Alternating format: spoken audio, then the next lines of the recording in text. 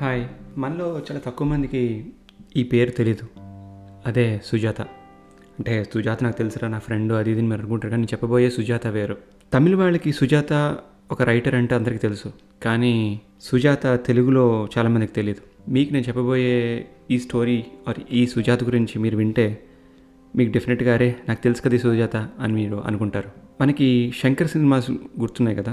శంకర్ ఎప్పటి నుంచి ఇండియన్ అంటే భారతీయుడు, తర్వాత బాయ్స్, అనియన్ అంటే అపరిచితుడు, ఒకే ఒకడు, అలాగే రోబో, ఇవన్నీ తీశాడు. ఇవన్నీ మన ఫేవరెట్ మూవీస్. వీటన్నిటికీ రైటరు సుజాతే.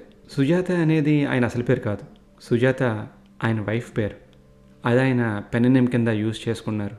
ఎందుకు యూజ్ చేసుకున్నారు అనేది మనకు తెలియదు. బట్ ఆ స్టెప్ తీసుకున్నందుకు ఆయనకి ఒక పెద్ద నమస్కారం. ఎందుకంటే తమిళనాడులో పుట్టి ఒక వైఫ్ నేమ్తో స్టోరీలు రాసి అవి పబ్లిష్ చేసి ఒక పెద్ద రైటర్ అవ్వడం ఇట్స్ నాట్ ఎ జోక్. ఆయన రాసిన బుక్స్లో మ్యాక్సిమం అన్నీ సైన్స్ ఫిక్షన్ ఉండేవి.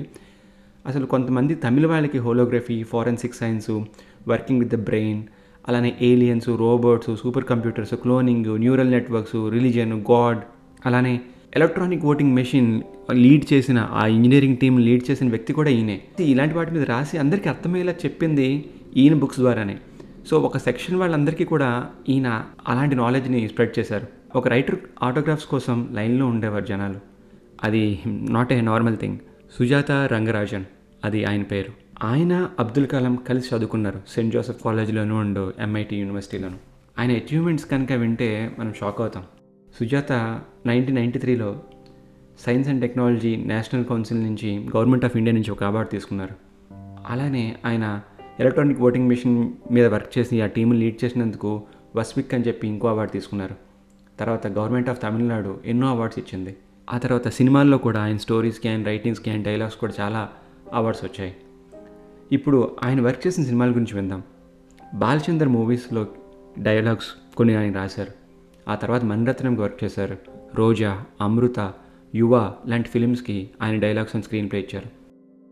మీకు మణిరత్నం అమృత సినిమా కనుక గుర్తుంటే అందులో మాధవన్ పేరు శ్రీనివాస్, కానీ మాధవన్ని అందరూ ఇంద్ర సార్ అని పిలుస్తుంటారు సెకండ్ హాఫ్లో. పర్టికులర్గా ప్రకాష్ రాజ్ ఇంద్ర సార్ ఓ ఫేమస్ రైటర్ అని. ఇంద్ర యాక్చువల్గా మాధవన్ వైఫ్ సిమ్రన్ పేరు మూవీలో. సో సుజాత లైఫ్ స్టోరీని ఆధారంగా మణిరత్నం ఈ సినిమాని ఆ సెకండ్ హాఫ్లో అలా చేయించడం జరిగింది. రాజీవ్ మీనన్తో కూడా వర్క్ చేశారు. ప్రియురాలు పిలిచిందని ఒక మూవీ, దానికి కూడా ఆయన వర్క్ చేశారు. తర్వాత శంకర్తో ఎన్నో సినిమాలు, భారతీయుడి నుండి రోబో దాకా అన్ని సినిమాలకి ఆయన స్క్రీన్ ప్లే అండ్ డైలాగ్స్లో వర్క్ చేశారు. శంకర్ ఒకసారి స్పీచ్లో కూడా చెప్పాడు, ఆయన చాలా సింపుల్ పర్సన్ అని, డౌన్ టు ఎర్త్ పర్సన్ అని, సొసైటీలో ఉన్న ప్రాబ్లమ్స్ని చాలా సింపుల్ వర్డ్స్లో తేల్చి చెప్పేవారని పొగిడేవారు. అంటే మీరు ఇప్పుడు మన రోబో సినిమా కానీ, శివాజీ సినిమా కానీ, అపరిచితుడు కానీ, భారతీయుడు కానీ చిన్న చిన్న డైలాగ్స్ ఉంటాయి అందులో, అవన్నీ ఆయన రాసినవి. అవి చాలా సింపుల్గా ఉన్నాయి, చాలా పవర్ఫుల్ డైలాగ్స్. నేను ఒకసారి నా పాడ్కాస్ట్లో కూడా చెప్పాను, నాకు శంకర్ మూవీస్ అంటే చాలా ఇష్టం, శంకర్ డైరెక్షన్ అంటే చాలా ఇష్టం అని. కానీ శంకర్ డైరెక్షన్కి, ఆయన మూవీస్కి ప్రాణం పెట్టింది Sujatha. So as a writer we need to appreciate him for his work.